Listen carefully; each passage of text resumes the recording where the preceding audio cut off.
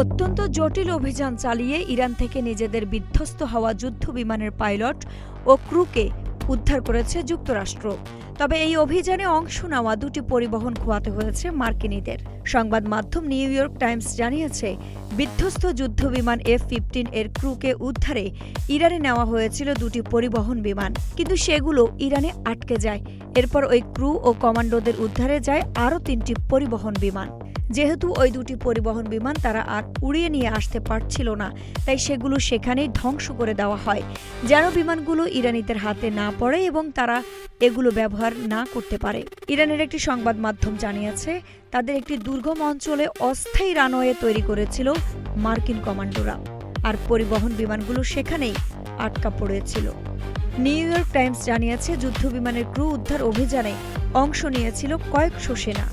ওই crew যুদ্ধবিমানটির weapon system officer ছিলেন। তাকে ইরান থেকে বের করে কুয়েতে নিয়ে যাওয়া হয়। সেখানে একটি হাসপাতালে তার চিকিৎসা চলছে। এদিকে যুদ্ধবিমানের ক্রুদের উদ্ধারের ব্যাপারে সামাজিক যোগাযোগ মাধ্যম ট্রুথ সোশ্যালে ট্রাম্প লিখেছেন, আমরা তাকে উদ্ধার করেছি।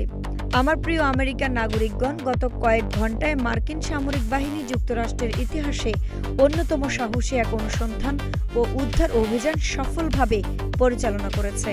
আমাদের একজন অসাধারণ ক্রু মেম্বার অফিসার, যিনি একজন অত্যন্ত সম্মানিত কর্নেল, আমি অত্যন্ত আনন্দের সাথে জানাচ্ছি যে তিনি এখন সম্পূর্ণ নিরাপদ ও সুস্থ আছেন। আইরিন হাসান, নাগরিক প্রতিদিন।